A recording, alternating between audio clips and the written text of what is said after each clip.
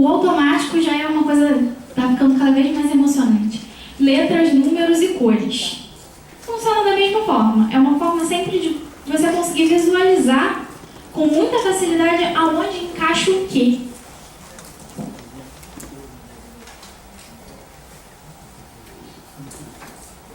Eu nunca vi ninguém usar isso. E eu sinceramente não consigo imaginar a aplicabilidade disso. Como é que você vai separar? Como é que você vai classificar os documentos necessariamente pelo som? Porque aí, uma hora isso não vai dar certo. Porque alguém vai chegar à conclusão de que aquilo não se pronuncia daquela maneira. E aí as pessoas vão passar o dia delas discutindo como resolver aquele problema. Mas, né, vai que alguém usa. E se alguém usar, por favor, me conta como foi a experiência. No mnemônico, as letras são consideradas símbolos. Outra que eu também nunca vi usar. Você já viu alguém usar? Esse assumiram que é obsoleto. Também tem números, cores e letras. Como eu também nunca vi usar, eu assumo não saber explicar. Muito bem. Mas também parece com o outro, que é número, cores e letras, né? Então, agora, como eu tinha falado para vocês, o CONARC, ele tem várias câmaras técnicas e dessas câmaras técnicas ele tira as suas resoluções. Não é nada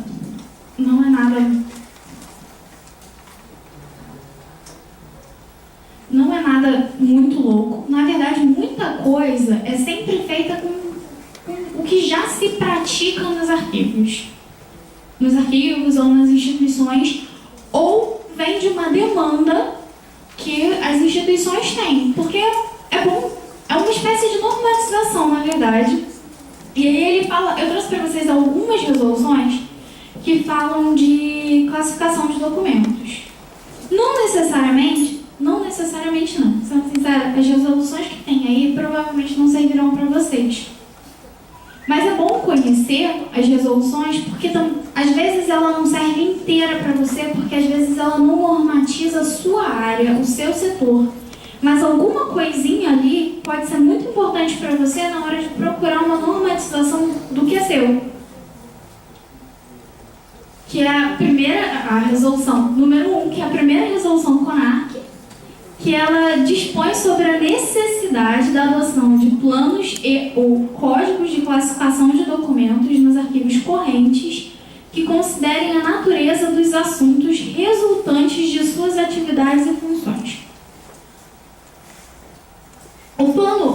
Essa primeira resolução, que na verdade é a primeira resolução mesmo do CONARC, ela já vai dando um indício para uma tendência do CONARC, porque um plano de classificação ele tem que ser aprovado pelo CONARC. E às vezes isso demora anos. Porque, óbvio, o Arquivo Nacional tem que aprovar os planos de classificação. O CONARC não faz parte do Arquivo Nacional, mas a sede dele é no Arquivo Nacional, o presidente do CONARC é o diretor do Arquivo Nacional. Então, muito da atuação do CONARC depende do mecanismo do Arquivo Nacional. Quem aprova, desculpa, eu falei que o CONARC aprovava as tabelas. Quem aprova as tabelas e os códigos é o Arquivo Nacional. E aí depende do pessoal que também precisa da consultoria, enfim, as pessoas que precisam também manter suas atividades de rotina para poder fazer as outras coisas, né? E aí uma tendência, porque a gente aprovou o código de classificação da atividade MEI. Deixa eu só te interromper um pouco. Só por você também não conhecer o âmbito municipal. Quem aprova as tabelas de classificação e de temporalidade em âmbito municipal é o Arquivo Geral da Cidade. A gente não precisa remeter ao Arquivo Nacional para aprovação. Só para... O Rafael até me falou que o arquivo, que as secretarias aqui, algumas já têm um modelo, algo que elas seguem mais ou menos como um código de classificação. E não são todas, mas que algumas já têm um modelo. Depois a Resolução 4, de 96, que já foi revogada pela Resolução 14, de 2001, que fala do Código de Classificação de Documentos de Arquivo para a Administração Pública, que é esse bonitinho aqui,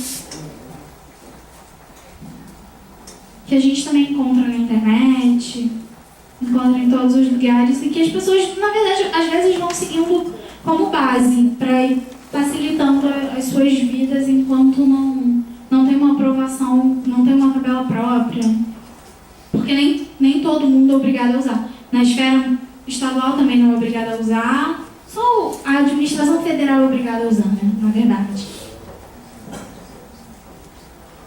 Outra resolução também já revogada, pela mesma resolução, que atualiza esse código. Pode passar. A 26 de 2008 estabelece diretrizes básicas de gestão de documentos a serem adotados nos arquivos do Poder Judiciário. Só um adendo em relação a essa resolução. O Poder Judiciário ele é bem autônomo em relação ao Arquivo Nacional. Na verdade, os arquivos do Poder Judiciário buscam uma autonomia muito grande em relação ao Arquivo Nacional. Então, eu sinceramente não sei se ela é bem aplicável. E é aplicada. A resolução de 2009, que fala do mesmo assunto, que altera outra resolução, não revoga, mas altera. A 14 é aquela que revogou as outras, que aprova a versão revisada e ampliada da resolução número 4, que dispõe sobre o Código de Classificação de Documentos de Arquivo para a Administração Pública, atividades de meio, a ser adotado como modelo para os arquivos correntes dos órgãos e entidades integrantes do Sistema Nacional de Arquivos, SINAR, e os prazos de guarda e destinação de documentos estabelecidos na tabela básica de temporalidade e destinação de documentos de arquivo relativos às atividades meio da administração pública. Federal.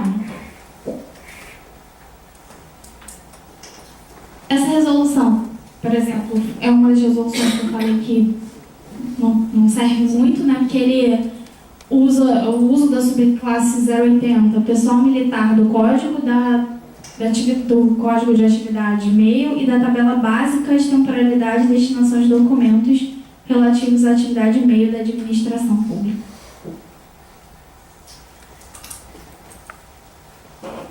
Então, essa é uma das resoluções mais novas e essa deu o que falar, que é a aprovação do Código de Classificação e a tabela de temporalidade e destinação de documentos dos arquivos relativos às atividades fim das instituições federais de ensino superior, ficando a cargo das IFES dar publicidade aos referidos documentos técnicos.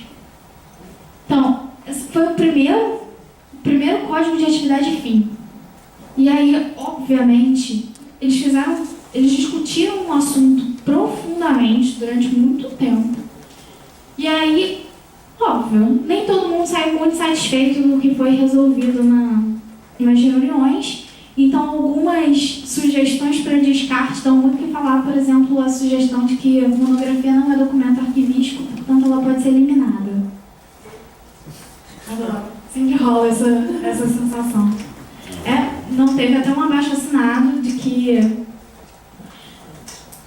monografia deveria continuar na instituição sempre. E aí existe uma discussão muito grande a esse respeito, que é bom ficar pensando também, né? Porque pelo menos dá uma sensação de vazio existencial saber que a sua monografia vai ser eliminada.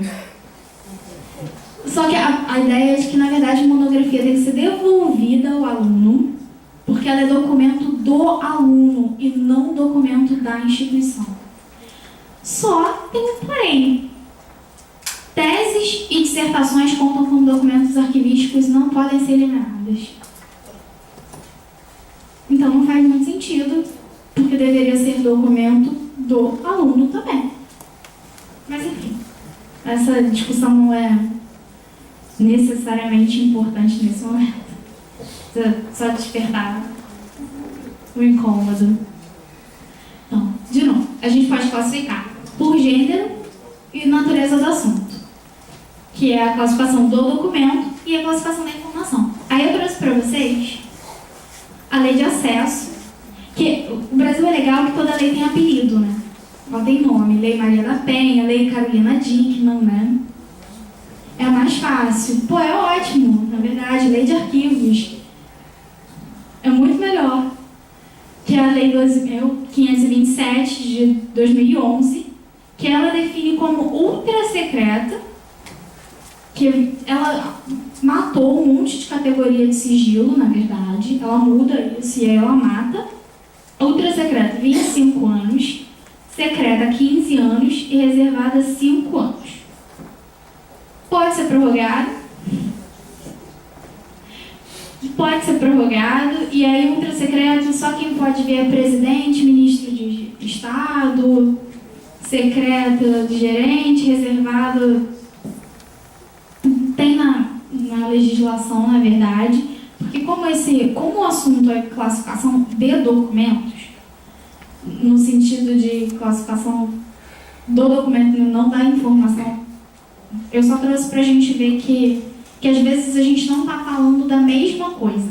A gente pode estar falando de classificações diferentes, e isso é importante também no nosso dia a dia, do que antigamente tinha classe confidencial, ela não existe.